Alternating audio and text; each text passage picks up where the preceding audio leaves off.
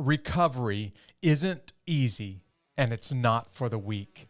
These are Donovan Chapman's words about coming back from combat and becoming whole and getting healthy again. Man, I am so excited to have a guest in my studio who knows a thing or two about combat. We're going to tell some war stories today, but more than that, has walked through the road to recovery and gives some very practical advice on how you can handle your greatest challenges and be unbeatable. Here's Donovan Chapman. These stories of triumph over adversity will help you handle your toughest days in life. You're listening to Unbeatable with Jeff Struker. I'll tell you right now, man, it is really, really good to see you. Thanks for making the trip down from Nashville. And by the way, thanks for bringing your guitar in the studio. Why don't you hit a quick chord right now so that everybody who's listening can hear that there's a guitar in the studio? Okay, everybody, there's more of that to come. Because we're gonna have, that's right, man. We're gonna have Donovan do a little bit more music live during this episode. But man, I want to just say thanks. I try to do this every time we have a veteran on the show. Thank you for serving the country. We're going to talk a little bit about the service that you did in the U.S. Air Force and about what you're doing now in Nashville, going out there and making a difference in people's lives with a guitar in your hands. Thank you. So you come from a pretty distinctive military family, man. I'm looking back over your family history, and it goes all the way back to World War I. Can you tell everybody a little bit about your family's military tradition? Absolutely. Raised very strong military values, core Christian, God, country, patriot. You know, we farmers, we're just salt of the earth, you know, Louisiana. My great-grandfather lost his leg in World War I.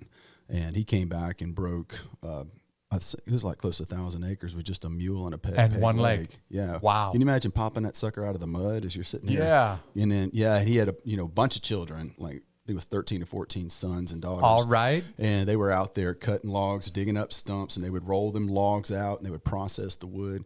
And during World War II, he lost 3 of his sons. I believe 3 of my uncles were killed. From downrange in World War II. In combat. And then my grandfather, who I call my papaw, who married my great-granddaddy's daughter, he was in World War II. And then my dad was injured, shot. He had a bullet hit his hand in combat in Vietnam. And he was 1st Aviation, 1st 7th Air Cavalry. Wow. And I'm the oldest, and I served in Afghanistan, Uzbekistan, Kuwait, and my little brother is actually a Louisiana State Trooper, and he is a battalion sergeant major still with the Guard. All right. And he deployed for a whole year to Kandahar, right behind me. So we were like three weeks apart. I came back, and then he went over for a year. So all the males, we all served. Yeah. Man, your family really goes back, military history in the United States. Your family goes back for more than 100 years. It's impressive. It's amazing what your family's done for our country.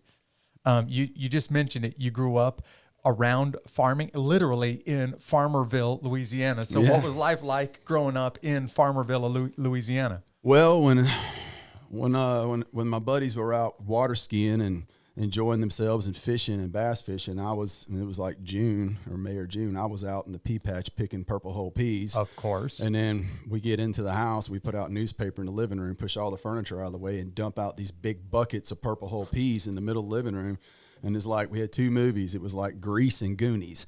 And we had to put those 2 on and watch them over and over and over again. And we could not go play. And we'd sit there with them big vats and big pans. And we'd sit there and shell peas to our fingers were just purple. Are bleeding, right? Yeah, and we were not allowed to go play until that, 5 or 6 bushels of peas in the middle of the living room on newspaper was shelled. And then we got done with that. We can go play. But guess what? Next morning, 5 o'clock comes around. Right. Get up. Here's breakfast. Go back out to that same purple hull pea patch, and you thought you picked them all. Guess what? They're all purple they all again. Came back. Yeah, it was, but that installed in me something that it sticks with me today. How to raise food for myself. Yeah. Like when I was in college, everybody was moaning and raising Cain about this and that. And well, whether fast food's good and this. And I just raised my hand, and my teacher goes, "What do you got, Donovan?" I said, "How many of y'all ever grown a tomato plant before? I mean, how many of y'all in this humanities class has ever grown a tomato plant?" And very few, if 1 or 2 or 3 actually raised their hand. I was like, that is a relationship with the land that gives you the fundamentals to understanding life. Even though you're just like, oh, that's so stupid, you're just picking a pea. Well, you try to grow it and feed yourself. And we can rely on the land to some point to offset our cost in an inflation society to be able to provide for ourselves. And that's where hunting, fishing, farming comes from with us, as for me as a Louisiana Southern boy. Yeah, any kid who grew up in the backwoods anywhere in the world knows what this is like, but especially for the kids that grew up on a farm. They know all about 5 o'clock in the morning, doing a couple of hours worth of work before I get to school. And when I come home from school, I got a couple more hours worth of work on the land waiting for me before I can get to my schoolwork, before I can actually spend a few minutes doing some personal stuff. And no question, man, that hard living creates a work ethic that makes military life a little bit more bearable. Would you agree? And it I got a little story for you. So something about maybe like holding your ground, being raised in the South and being stern, holding your ground. So we would put our potatoes in a barn on the other side of my grandfather's pasture, and up on the top deck we would lay them out for the year. You could just always go and get them, the ones that wouldn't rot, right? And so my grandfather had this red stallion. He was wild as hell. And my dad had me, and I was probably 7 or 8 years old, and he was carrying a 5-gallon bucket going to get potatoes. And that horse did a big circle and come running straight at us. And my dad, there was no stick, there was no shovel, we didn't have anything. And I remember my dad pushed me to the side, and he reared back and put that bucket down and haymakered him and punched that horse right dead in between the eyes where that flat part is, and that horse. And he's like, oh, I mean, struck me, just nailed him. And I'm like, God, Daddy's hitting horses now. I mean, that just showed my dad. I was like, Dad's a badass. Yeah. He stopped a full-blown stallion in his tracks and reared him up, and that stallion took off the other way. Yeah. But I'll never forget that memory of that. For everybody who's listening to this right now and didn't get a chance to see this this thing played out on YouTube, you got to imagine, you got to picture in your mind the, Donovan doing the impression of his dad punching a horse at, right in the forehead. Yeah. That was going wild, buck wild, right? Yeah. About to run us over. Yeah. It was about to knock us down. Yeah. No wonder when you turn 17 that the military is, both because of your distinctive military family tradition, but also just growing up with a tough work, in a tough world and a hard work ethic. No wonder why you'd consider the military. But I wonder why the Air Force. You have some options at 17. Yeah. Why did you decide to go talk to the U.S. Air Force recruiter? Be honest, when I went to all the recruiters, the Marine recruiter, he was on me pretty tough. Like, oh yeah, he just stayed on me, show up. I'd be coming out of my classes at high school, and he was right there. And he's right there waiting for you? Hey buddy, Scary. how you doing? Yeah. And then the National Guard guy was like, took me to take a test somewhere. Then we went riding around, and we stopped in a parking lot. He wanted to talk to me about the ropes. And I was like, let's give this Air Force guy a shot. And I went to the office of the Air Force recruiter right on North Louisville in Monroe. And I went in, he's like, what's up, man? I'm like, how you doing? He goes, you want to join the Air Force? I'm like, well, what do you got? He goes, well, I'll tell you what, what's your scores like? He goes, well, try being an MP, man. I mean, if you kind of like doing that stuff, as security policeman, he goes, I can get you a job as a security specialist. We got law enforcement and we got security specialists. You can probably get to go guard nuclear warheads and do some airborne stuff, transporting warheads, be on a mobile fire team or an airborne fire team. Sound cool to you? And I went, yeah, man, when can I get in? He goes, 2 days. And so, wow. And so he walked me right in on that. And I mean, I didn't even, if he would have said the word ParaRescue, it would have scared me to death. I would have been running out the door. So you just basically became a recruiter's dream kid, a kid with great test scores and a hard work ethic who walks in the door and says, what you got for me? Yeah. And he pitches the security police to you, and you're like, hey man, sign me up. Yeah. Tell me about, leaving for the Air Force. We just talked about this right before this episode started. Your first plane ride in your lifetime. Because, by the way, I did my second plane ride ever, getting on an airplane after having enlisted in the Army and getting flown halfway across the country. So tell me about your first plane ride. Going into the Air Force. To the Air Force, right? 5 minutes into my first time with being in an airplane, throwing up. puking my Nice. brains out. Awesome. I just had never been in something being lifted like that, besides being at the county fair or something, or the parish fair. But I got on that plane and I was sick, man. I got so sick. It was just going from Shreveport to San Antonio. And man, when I got down there, they were all waiting for us and they're marching us out, and I'm walking with my bag, and I'm like, how the hell is this going to work for me? I joined the Air Force and I can't even fly without throwing up. But yeah, but that was interesting, and I kind of got over that when we got to Minot, because I was on the we had to transport the Minuteman III. Wait a warheads. second. They sent you, your first assignment was Minot, North Dakota? Minot, North Are Dakota. you kidding me right No, now? sir. A kid from Louisiana finds himself in a winter in North Dakota. Hawaiian Genetical, Louisiana. Oh, man, that first winter must have been so rough for you. -65. Yeah, I don't think people who are not familiar with that part of the United States understand what those temperatures are like. Describe just briefly winter in Minot, North Dakota. It's so cold that you literally, when they say when you like use the bathroom, if you're out on a missile silo and you're guarding the silo, which may be in the middle of a farmer's field, and we're putting that warhead on top of that payload, that rocket. So it takes sometimes 12 or longer hours before they can get it set and get all the electronics reset on it. And you're standing out there walking around sometimes, and literally you can use the bathroom and it will arc right back up to you. It will freeze in place. So you have to kind of stumble backwards a little bit, and breathing. It's just, if you've ever been in that type of cold, if you breathe in too hard, if you're walking too fast, too much exertion, and you breathe, it'll freeze your lungs and your throat. And so you have to be really careful about breathing slowly. Having your mouth covered up, warm your air up before it goes in. And another thing is hydration. Oh, yeah. Hydration is a major thing, because when it's that cold and dry, I mean, we don't realize that we use a gallon of fluid to hydrate the air through our nose, our nasal cannulas, that just for the air to go in our lungs, it has to be moisturized, right? So we use like a gallon a day. And so when you're cold, man, the last thing you want to do is drink water. That's right. It's like coffee, hot coffee, but you got to drink water, or you'll get dehydrated real quick. I ask you this because there are people listening right now that just heard you say -65. And by the way, that's Fahrenheit. So if you want to do the math, this is 90 degrees below freezing Fahrenheit. And people are saying, no way, it's not really that cold. So I needed you to describe what it feels like to be that far below freezing and be stuck outside in a farmer's field guarding a nuclear warhead. Yeah. A lot of cops got frostbite up there. You have to really listen to your body. Yeah. And when you're starting to tingle and, your feet are getting where they're numb, you better get your butt indoors, or get in the Peacekeeper, which was the armored vehicle, and warm up. Take turns. Warm yourself up. And we're wearing some really thick clothing and, layers and layers and layers. These huge mittens, these big muckaluck boots. I mean, we look like we're Eskimos, man.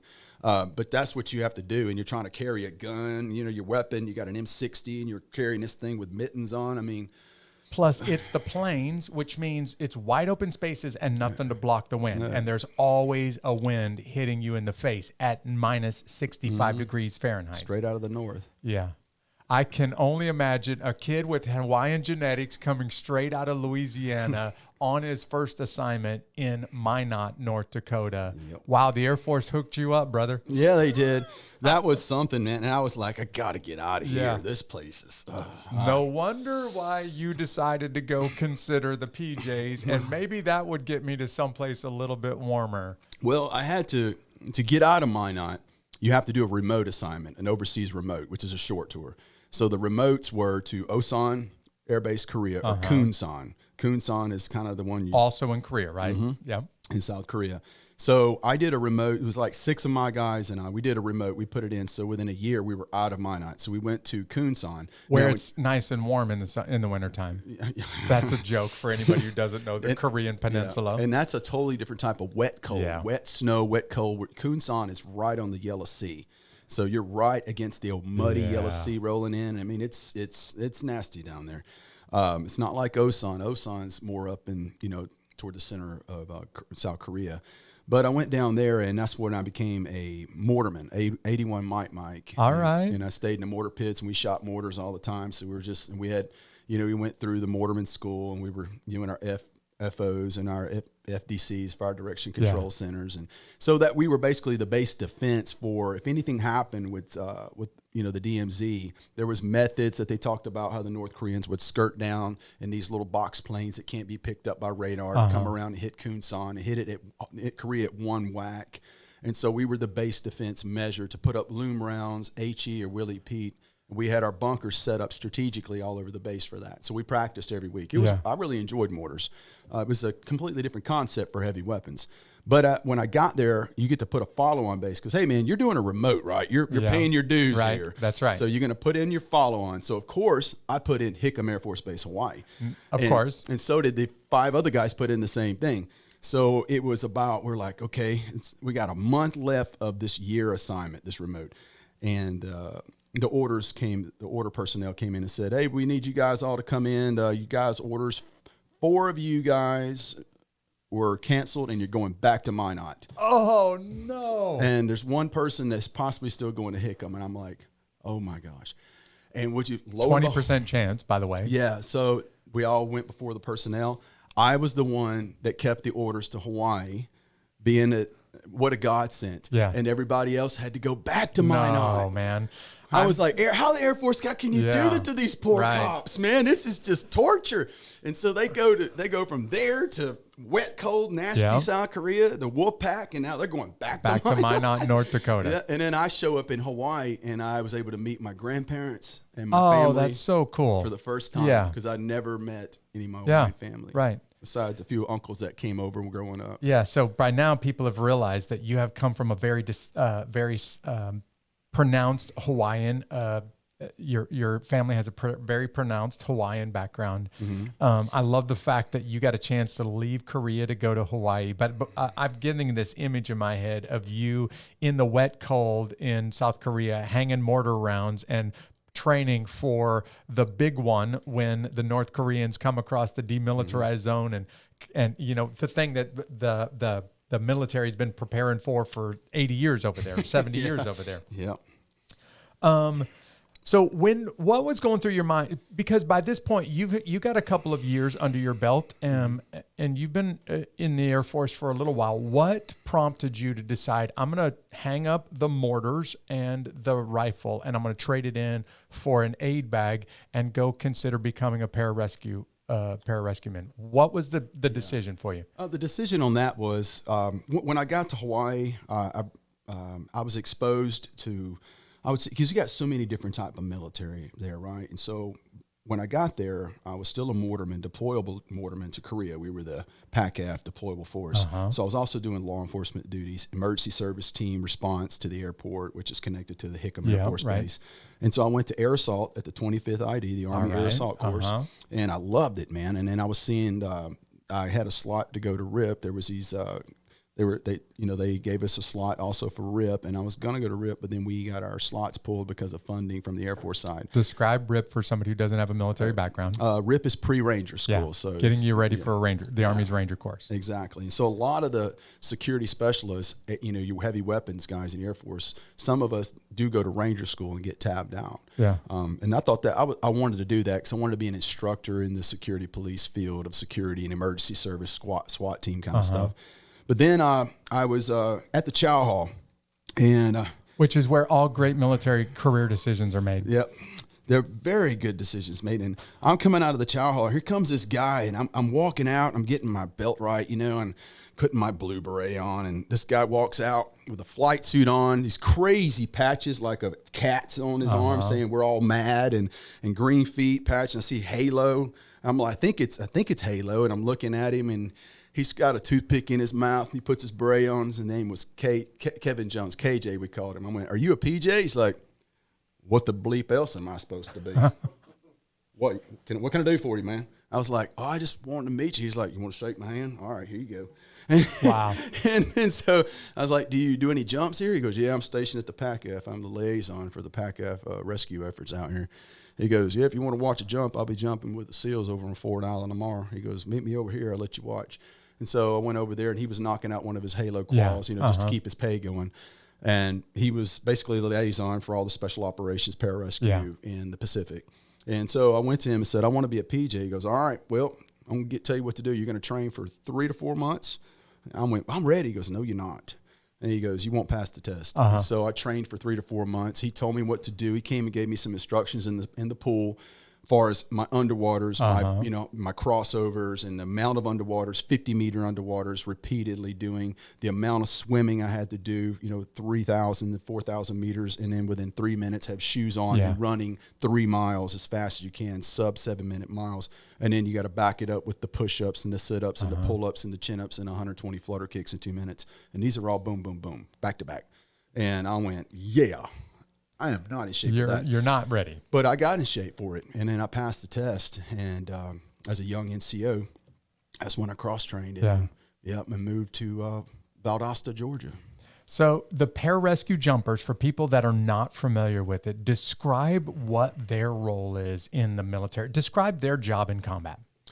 Okay, so PJs, what's our short-term name, is our call sign, PJ, Pararescue Jumper. Pararescue was designed in Vietnam on the same time the SEALs were created. So Pararescue is your all-out force that's dedicated to combat, search, and rescue in any environment, whether it be mountain, ocean, desert, rainforest, any type of environment known to the Arctic. We train in all those methods. We also go through combat diver in the Army. We also go through SOMPSI, Special Operations Medical Training course at Bragg. And they change it sometimes to different medical courses, but we all go through that and get our paramedic. And then we work live tissue labs, so we get really in depth. And we go to jump school, then we go to free fall school, then we go to to CRC school, and then water survival. Then we end at our courses the last 6 months of like your 2 to 3 year pipeline, where they test you on all these methods, to where you're jumping in, you're diving in, you're doing rams boat jumps, which it is rigged alternate method of a Zodiac with an engine on it. We do all these type of jumps. We jump with motorcycles, with Sea-Doos. I mean, so any way to get to any type of special operations member or CIA or anyone, we're the ones that they will call when the SEALs get pinned down or hurt, when the Green Berets, when the Rangers are pinned, when nobody else can get to them. That's when PJs step up and go, we're going to go. And we do it in a very unconventional method with small amount of teams. And we carry whole blood. We actually are using blood transfusion kits going from our body to the patient, if it's a reciprocal donor or recipient. So we've devised so many different ways to save life, and we're very, very well prepared and trained in that aspect of being under fire, having a person that the normal person would go, oh my gosh, but we can look through. We've worked on live tissue so much, and most of us have had our hands in blood so much that we really dial in on understanding the mechanics of the body, such as understanding at a really deep level, compensated versus decompensated shock, so that you can triage a group of people properly and not just lose them all because you're not getting down to the science of trauma. And that's what PJs are, the best scientists of trauma. Yeah. I have had a chance to be around PJs my entire career in the Army, and I've had the privilege of seeing some incredibly skilled warriors on the battlefield. Their courage is unmatched, but their abilities, as their medical techniques, their abilities to treat trauma, especially a gunshot wound or something related to that, man, I don't think I've seen it anywhere else, better anywhere else. So you spent more than a couple of years as a PJ, right? Yes. How long did you ultimately spend as a PJ before you left the Air Force? I started training in the end of 97, coming into 98, and got out and coming up on the beginning of 2003. Okay. Yeah. Yeah. There's some terminal leave in there that kind of went out toward the end of 2002, 2003. So you just described about a 2-year training process, but in the middle of that 2-year training process, you really do get some of the most extensive medical training the U.S. military has to offer. You are more qualified to do trauma medicine than the average guy on an ambulance, and then even some people who are working in emergency rooms of trauma centers around the country when you're done. Yes. Well, the reason for that is that when we go in a team of 2 PJs in the back of a Black Hawk helicopter, or when there's a C-130 jump team with 4 PJs, we have to carry weapons. We've got SATCOM. We've got limited amount of weight we can carry. Even in the helicopters, it's 2 PJs, right? 2 gunners, 2 pilots. we got no doctor there. We go into a scenario, such as a scenario we went in. I was on a mission. We went in very, very difficult night, middle of a dust storm, and we were alerted that two task force guys, which they were CIA guys that we had been working with a week prior to that with task force, were hit by some heavy fire RPGs, and these guys were shot up. There was a Green Beret team, a Cobra team that was able to get to there, and I had broken comm with them on the way out from Kandahar. And we're going through a dust storm, and this is a really bad night. We almost crashed a couple times ourselves. And the guy that I got to, he was missing both of his legs. He was missing one of his arms. He only had one arm. And I ran up to the Green Beret, the medic, the 18 Delta, and he told me what he did, gave him 5 milligrams of morphine just to calm him. I was like, okay, what's going on with the lungs? So he had a hemopneumothorax. The right lung was deflated, and he had abdominal arterial bleed, a football sticking out of his stomach, and he had abdominal viscerations. And so, like I said, both legs gone, right arm's gone, bullet through the lungs, abdominal arterial bleed, abdominal viscerations, and a gunshot through his butt that came out the front of the thigh. And it actually, the femoral artery was like a high wire. Yeah. That the strength of that artery stayed, and it was like a half an orange, the exit wound there. And they'd actually took their DCU sleeves and stuffed it in there and duct taped over it. So I threw this guy up, and we hauled back to the helicopter and got in there, and I infused 2 pints of blood into him. And it was a hard night because, I mean, I was praying. My fellow pararescuemen in the back, we were doing everything we can to save this guy. We had another one tucked in the helicopter in the back. He was dealing with some brain stuff going on. We were monitoring him at the same time. And we got to a forward site, barely got there without running out of fuel and crashing, called Organy. And it's a little safe site. I've been there, did a few months of my life there. Yep. So remember Organy. And so you probably heard about this then. When we were the ones that crashed our backup helicopter into Constantina Wire. Have you ever heard about that, Blackhawk? So we came in, and we kept rotors turning. We got some fuel. And I remember calling for some air support on the way out because I knew we were coming in hot. Because we didn't have much comm from Kandahar, but as I got closer, I was able to get in touch with the Cobra team, and I realized we're getting some hot fire down there. So they sent 2 Apaches out behind us. Well, as I'm working on this guy in Organy, we come rolling him in, kind of like a MASH site, right? Remember? And so the doctor was waiting in there. I think he was a civilian, hired doctor, one of our guys.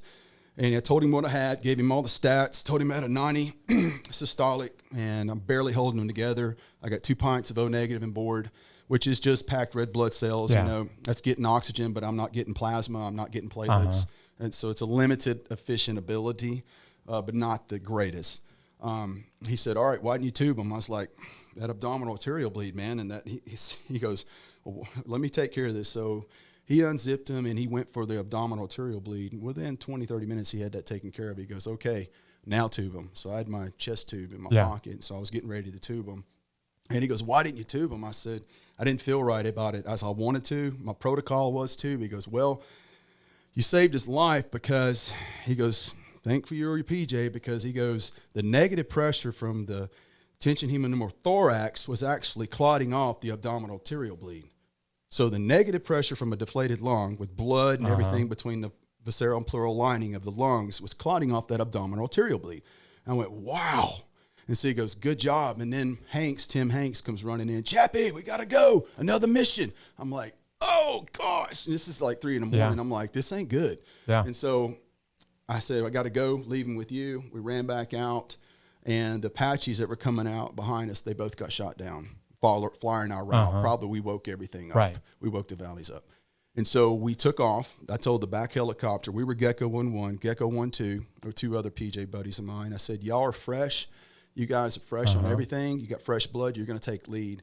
And so when we went to take off and we turned over the perimeter, kind of like where the outhouse was, if you remember where that is out there, and we turned and we got some good distance in the sky, and Gecko 1-2 come up and caught the concertina wire, and then the pilot just fogged the juice to it, and it started zipping up that concertina wire like a zipper, closing around the compound until it broke the boom off at about 100 feet in the air.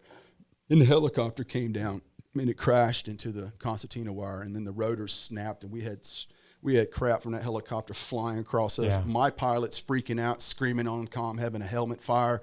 We're trying to calm him down before we auto-rotate right into that crash. And then we nobody was hurt, just scrapes and bruises and maybe some minor bone injuries, but we were stuck at Oregon E for a good while. We just augmented. I think it was first group there at the time, and we just augmented them and just backed those guys up because we couldn't fly anything but 2-ship operations at the time. Right. And we were down to 1 ship. Yeah. And it was so hot in the area that they couldn't even get us a second ship for a couple weeks. Yeah. So I just said, all right, guys, I shot my SATCOM, talked to the commander. I'm the NCOIC.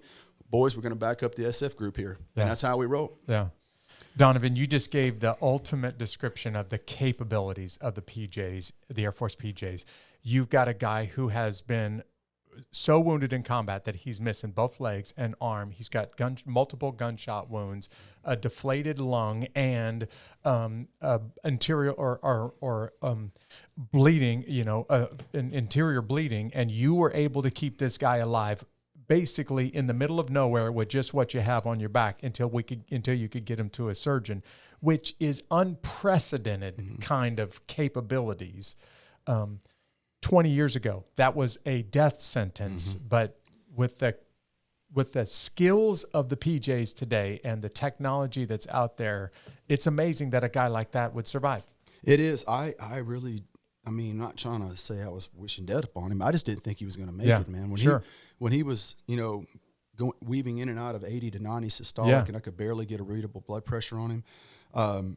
It was pretty rough, and seeing how mangled the body was, and just that level. But at the end of my tour, my commander told me that he made it, and I was in tears. Incredible, I was like, man! Oh my it really gosh, is man. incredible. Yeah, that was an amazing thing.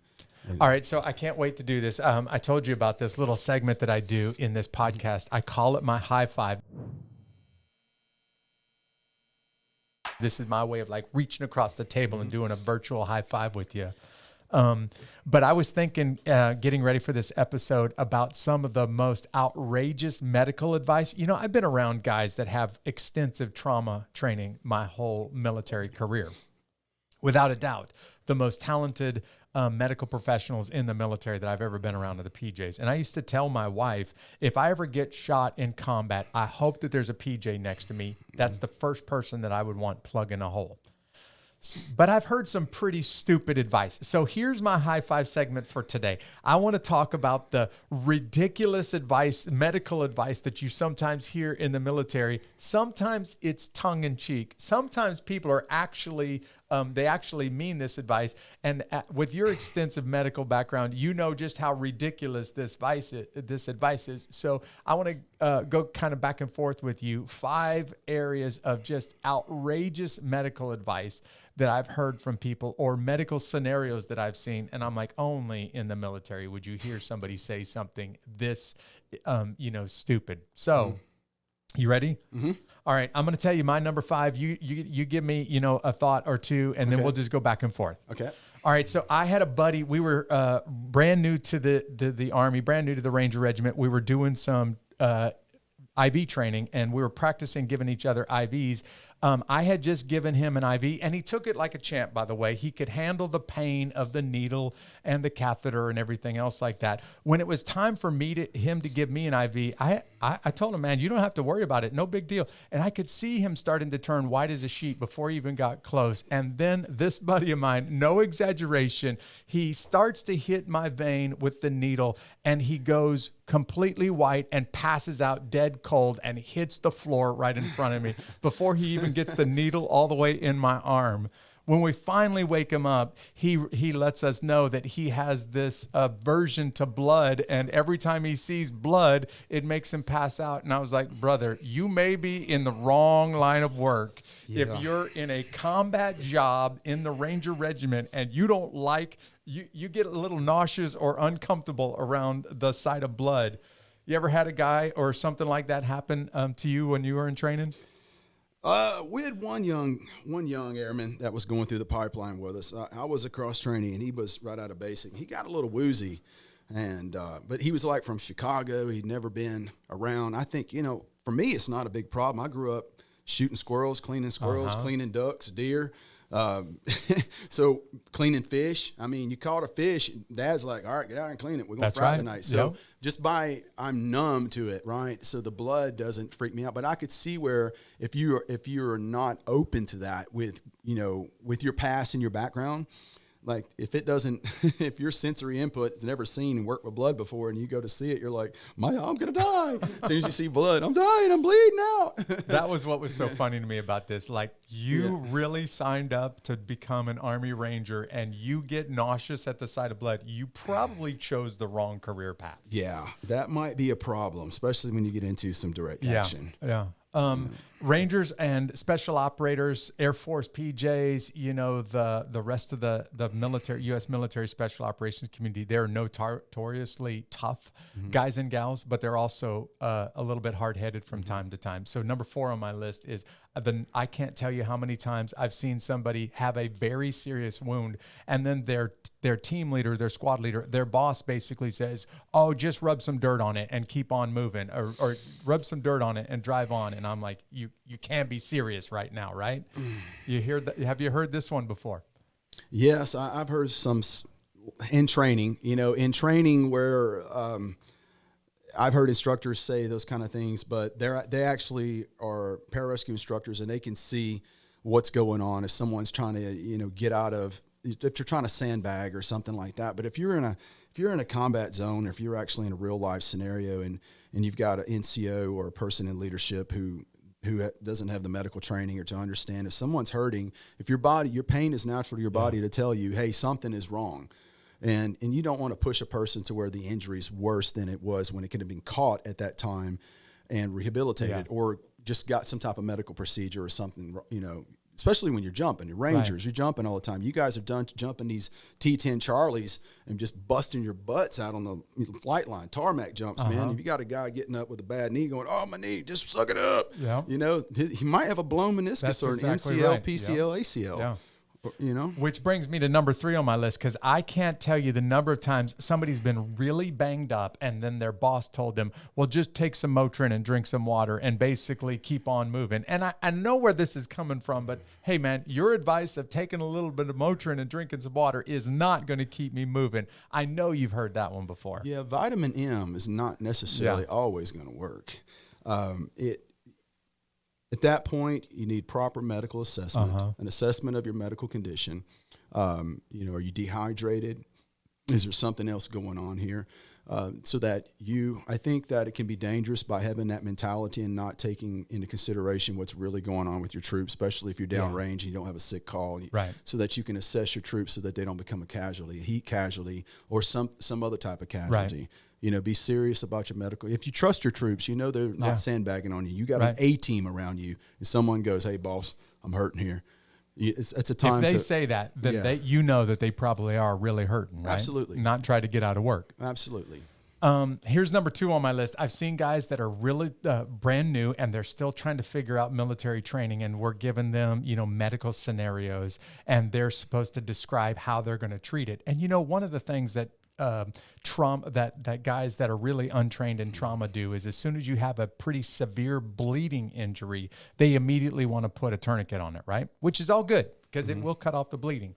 So I heard this brand new guy in the Army who was doing some medical training, and his boss is asking him some questions, and the boss says, okay, your patient has a gunshot wound to the neck and he is bleeding at the jugular.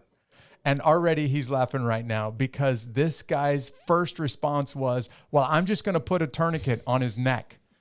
And anybody who knows what a tourniquet does would fall on the ground laughing right now. So describe the insanity of saying, I'm going to put a tourniquet on somebody's neck. That boy needs some training. Somebody needs to take him back to the basics. Yeah. You're just going to waste a tourniquet. The only thing you can do when it's something of that level is put pressure. Apply pressure, not tourniquet pressure, because you're not trying to choke the guy, but put one-sided pressure on it, because if they've got a jugular, unless you're going to be able to get them right there into immediate surgery, they're going to bleed out. Yeah. I mean, that's a given. So the guy who's thinking tourniquet on the neck was thinking bleeding, but forgot, you also have to breathe through your neck too. So that tourniquet is going to cut the breathing off. He's going to die from lack of oxygen way before he bleeds out with your tourniquet. Look, the bottom line is don't put a tourniquet on somebody's neck. Yeah, that's some mad scientist stuff right That's there. right. That's And I cannot tell you, here's number one on my list. When guys started to get really good at this, when they started to do some live tissue training, which we're not going to talk about in detail here because I don't want to give away anything that I shouldn't give away. I cannot tell you after they get done with some of that training, how many of my buddies who start to feel like they know what they're doing, how many of them want to dart somebody's chest. Every time that there's a major trauma incident, they're trying to figure out, is this the chance that I finally get to poke a needle in somebody's chest cavity? And I'm like, what is the obsession with putting a needle in another human being's chest? Why is this such a big deal for you? I can't answer that for y'all's crew or I don't guys know you've what been it around is. who thought that. But I mean, the signs have to be there, right? Yeah. And back when I was in, you could only dart I think it was 2 to 3 times per side. And now they've got all these type of advanced, needles now that can be reused and reused. And you've got to make sure you know what you're doing. You got to have the right placement with the hand over the chest and know where to hit, because you do not want to drop into the heart. And if you definitely have a pneumothorax or tension pneumothorax. Everybody wants to dart the chest. Yeah, if you got something like that going on, then you're gonna have to. And when you do insert that needle thoracentesis into the second or third intercostal space of the chest, you're definitely going to see an immediate reaction, a bounce back from so you'll have bilateral rise and fall of the chest again. You will start to see those SATs, those O2 SATs coming back, and so you'll know. But I guess it is, it's the cool factor. It looks sexy, I guess, to put a needle in another human being's chest. Yeah, and what we were using was we're just taking a 14 gauge catheter and just cutting a glove, your finger off a glove, and putting petroleum inside of it and putting the needle through that and hitting them. Now you got all these little turns. You watching like the movies are like, he puts it in himself and he's going. He's like, and he's good to go again. I mean, that can conceptually work that way. But totally different from, I mean, I honestly was like, I'd hate to be put in that point to where I have to do that to somebody. But I know if you got, just one of the chest, if you do not have bilateral rise and fall of the chest, if you have JVD going on, jugular distension, if you've got all these signs, man, you've got your O2 SATs are coming down. The respirations. So you can tell it, man. When somebody has that, it's not like, I think it is, I'm not sure. You will know. If you expose the chest and take a look at them, you'll know. In the late stages, they'll start dragging JVD. So, it's pretty simple to see at that point. But I don't know, man. I don't know what the fascination was. But anyway, hey, just to get serious for a second, I literally did have Air Force, very qualified Air Force PJs around me, and almost every deployment that I ever did for training or for combat in Somalia, there was an Air Force guy right next to me. He and I were working on dudes together, just because that guy knew exactly what he was doing. And I would rather an Air Force PJ be right next to me in Somalia than some emergency room doctors in the United States. I'm being totally serious. So thank you, man. Absolutely. And I feel the same way about the 18 Deltas and, and the SEAL Corpsmen, because they're able to make decisions and they're going to sit here and overanalyze it. They're going to commit. The biggest thing is not sit here and think about it too long. Well, what is this? It could be this. Well, let's think about the acidosis and not with the pH bound. No, get the job done. Right. Commit, because every second you're waiting, someone's dying. And that's what I love about the special operations medics and and you guys and with the Rangers. It's commit. Being professional, trained up to the ability to be able to make decisions on the fly. Make a decision and then go with it. And commit. And if you're wrong, you're wrong. You know what? You keep on moving. Right. All right, man. So you spent a few years in the Air Force. You did some things. In fact, you even mentioned earlier that you were in Kandahar, in Afghanistan, and you've done a few things. And you left the Air Force with more than you showed up with. I like to refer to it as you left the Air Force with a little bit of luggage. And you left with a few wounds, some banged up and bruised on the outside, but also on the inside. Why don't you describe a little bit about some of the struggles that you had with PTSD after leaving the U.S. Air Force? Well, to tell you, I had a record deal waiting for me right when I got out of the my last tour. Actually, Mike Curb had me a record deal waiting before I left for my last tour. And I went down, was the NCOIC with my commander, setting up the 38th Rescue Unit at Kandahar. When I came back, I went right into the music business, wide open. And we had top 60s, and I was on the road. I was doing 200 and 300 dates a year. Wow. And just of radio touring and playing with other artists and well-known artists across the country.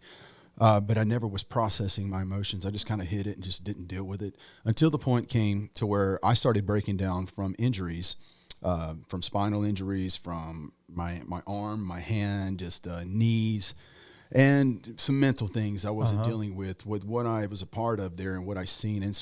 And also included in it is all the people we lost, all the brothers, and still in the guilt and still being around and being in the industry. Look at me. I mean, what the hell, man?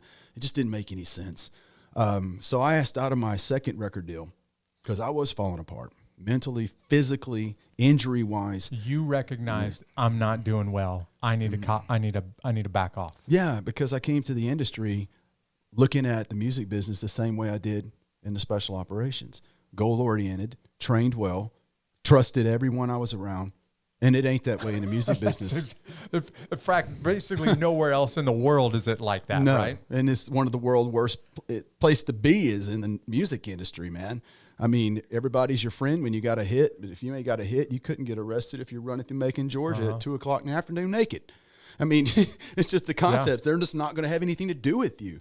And so you don't know who your true friends are. And being military minded, it just worked against me in that type of industry. I knew I needed to take some time off. I had to get some surgeries. I also wanted to use my GI Bill. I had like 8 weeks left to use it, or I was going to lose it. So many of my guys didn't get a chance to do that. And I could not hide behind, I'm an artist with a record deal. I can't do that. No, that's So I went back down to Florida, started college, Tallahassee Community College. And then I started and switched over to my major to Flagler with business school for my bachelor's in business. And during that time, I had multiple surgeries. A lot of time on my back, by myself, alone, in pain, multiple types of medication. And this Hawaiian boy doesn't do well with medications. I mean, my manager right here will back that up. He's nodding his head right now. Yep. We're on the fourth different type of blood pressure pill for me to figure out what's going to work, because I'm scratching up and down like fleas or something when I take blood pressure pills. But I don't do well with meds. And the nerve blocks, the gabapentin that I was on a severe high dose at 2,400 milligrams a day. My discs were actually into my spinal cord, and it was starting to paralyze me in some different ways. And my arm and hand and both knees and in the mental. The PTSD caught me when I had too much time on my back trying to recover, trying to catch up on my studies and trying to think. That type of pain and that darkness is it hurts me really bad when I see veterans, one way or another, through some pathway in their life, it finds them, or life just happens. So veterans who've been in combat they have to be ready to accept that there will be a time when the world crushes down on them. And when that happens, whether it be a marriage, a relationship, financials, physical injuries, that's when it's going to come back. That's when it's going to hit you. It's going to catch you at your weakest, what you did not deal with. And we weren't trained to deal with it when we came out. There was no basic training out for us mentally. Oh, yeah, you're saving lives. Your hands are in blood. Yeah, your buddies died. Half your team died. But thank you for your service. Hey, man, we appreciate you. I get it. My time's up. But there was nothing to teach me coming out of the military, like things such as, I'm not going to feel better than I think, and I can't outthink my environment. Or that the brain subconsciously doesn't know time. That's why we feel what we feel when we think of emotions. And PTSD is a reflection of events of the past, which respond strong emotions and builds a hellacious neural net in our brain, which the brain will defend its way to think that way too. So much psychology is going on here. And I took a lot of psychology courses in college that started helping me understand this. But what had to happen was I had to surrender my dysfunction. I was drinking. I was whatever I could to turn off the pain. With the medications wasn't working. The PTSD was coming strong. It was getting worse and worse and worse. And I'm crying out to God, God, please, please, please, please, please. Here's the real battlefield. This was the real war. Yeah. Donovan, how strong are you?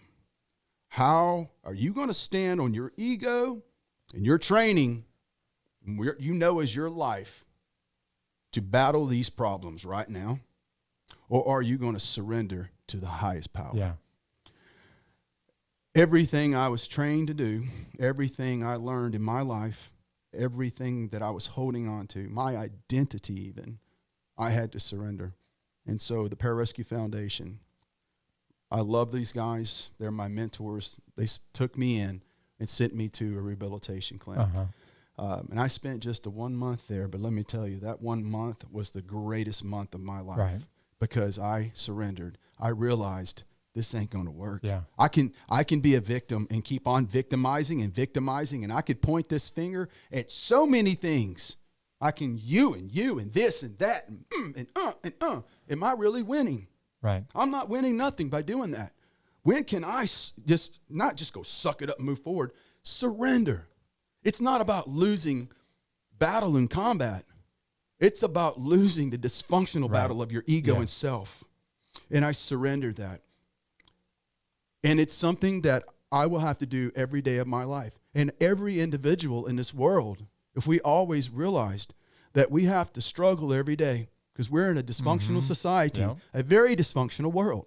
Surrender, struggle, surrender, and succeed every day.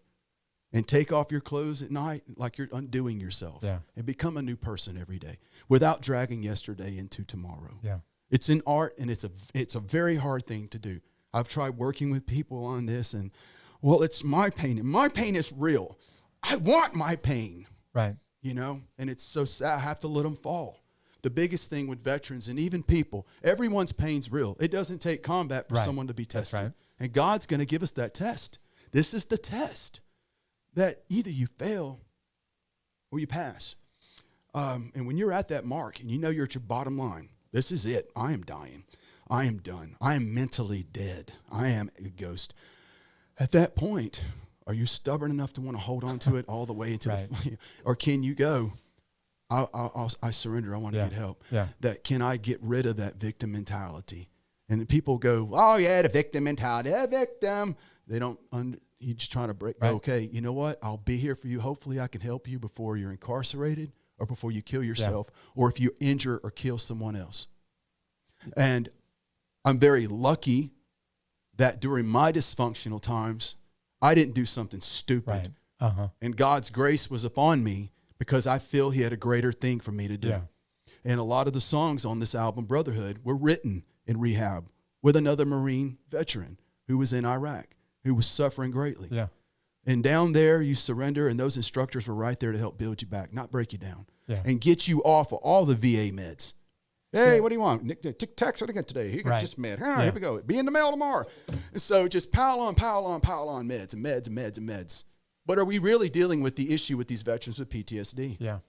Donovan, I can't tell you the number of people that I've met who get stuck dealing with something that happened in the past, PTSD, because of combat.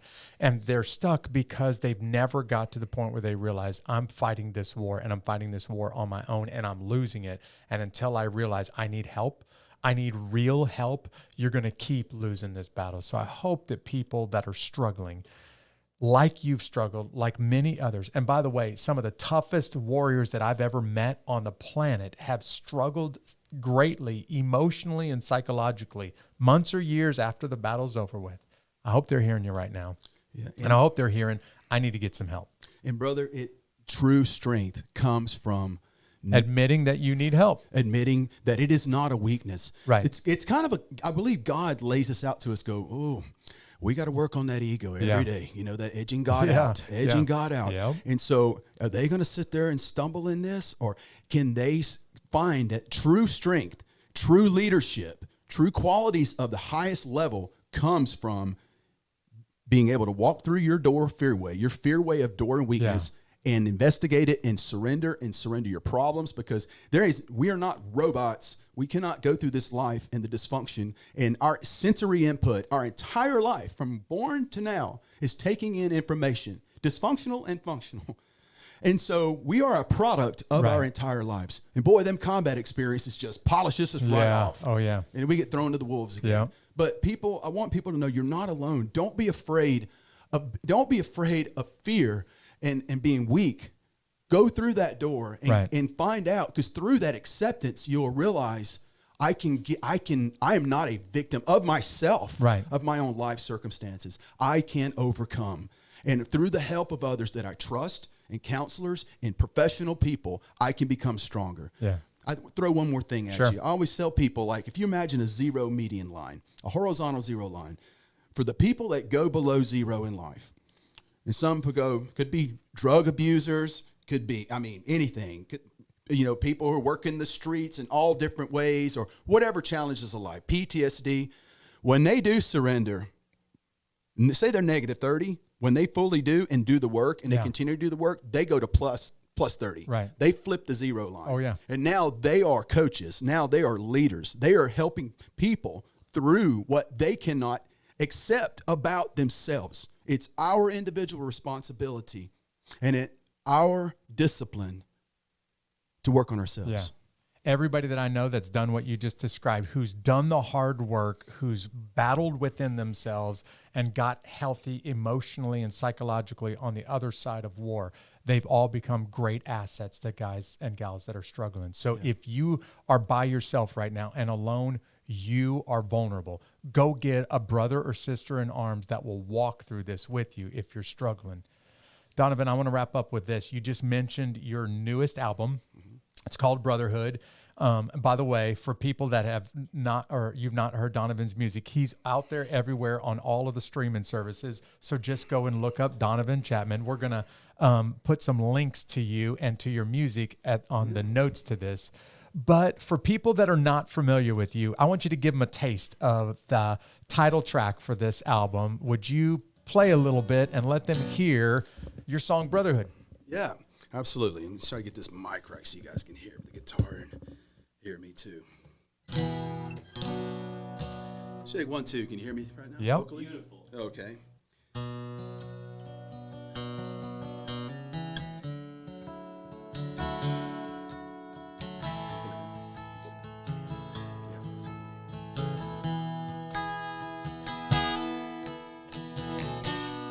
This goes out to all the brothers out there in the special operations who've been downrange. We all know what we're going through. Put a life on the line for another. What greater gift could you give to your brother? Repelling out of choppers as they hover behind enemy lines undercover. We all knew we might not make it back. We accepted that, and we made a pact. Now I'm home alone, staying strong, making sure the honor of my brothers carry on. We didn't do it for the glory. We were glad that one of us could live to tell our story. You know I misunderstood, reminiscing about my brotherhood, yeah. All the blessings I've been given, thank God that I'm still living. All the blessings you've been given, yeah, thank God that you're living. All the blessings we've been given, thank God as a country we're living free. Living free. In Afghanistan, few survived. We came home with blood on our hands.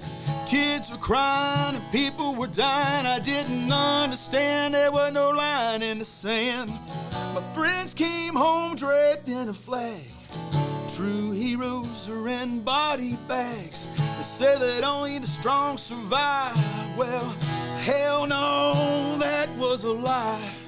To all the families that were left behind, I pray to God that you'll find some peace in your life. To my brothers jumping from the sky, I see on the other side.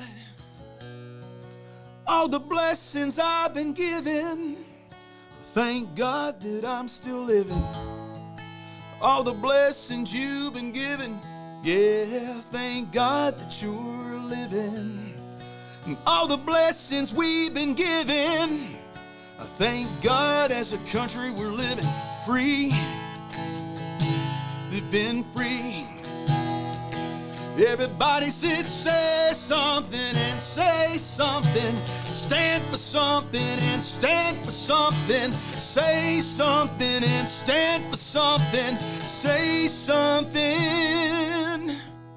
Ooh, to be free is beautiful, yes. To be free.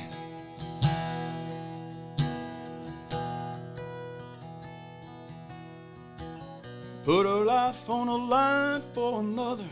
What greater gift could you give to your brother? Repelling out of choppers as they hover behind enemy lines. Undercover brotherhood. Wow. That was amazing, man. Hey, if you liked hearing from Donovan, if you want to hear more from him this weekend, he's going to be in the Baltimore area. They can come and see you, take part in this fundraiser for Vietnam vets in the Baltimore area. You can find, if they want to find more information about you or about your music, where's the best way to do that? Go through the website, donovanchapman.com. And where I'm also a lead songwriter with the Special Operations Veterans class on freedomsingsusa.org. And we're made up. I have a Special Operations Veterans class album that's coming out in a month as well. And that's the largest veterans writing therapy organization. And I run that class. And also I'll be at Valley Fest on May 6th in Dunlap, Tennessee. All right. For a big veteran show. Wow. Mm-hmm. Well, hey, man, thank you so much for taking the time, making the trip from Nashville to be here in the studio with me. I want you to leave people with a piece of advice. You did the hard work, not just of serving in the military in some really difficult assignments, doing some dangerous stuff in combat, but you did the hard work of getting healthy after, emotionally and psychologically healthy after returning. So what's one piece of advice you could give a guy or a gal who's struggling right now and they need to know some advice so that they can be unbeatable and not let circumstances overwhelm them? Well, first of all, I'd say they've got to realize one concept, that you cannot feel better than you think, and you're not going to outthink your environment. Your environment being everything, not just where you live, who you're around, what you do, your day-to-day, everything, what you eat. So you can't feel better than you think, and you will not outthink your environment. And that's a starting point to understand what can I control and not control about my environment. And you can measure yourself going, well, I need to get help. I need some therapy. And destigmatize. Help me destigmatize recovery. Right. Everybody needs help in this whole world. I mean, we all do. Yeah. We're not perfect. We're human beings. We're human beings. And also the fact that this is the world now. You're a Ranger, brother. I'm a former PJ, former combat controller manager. This is the tough world. Yeah. Recovery is a day-to-day process. Right. And it doesn't matter if you're an addict or anything, you are recovering from something that's bothering you in your mind.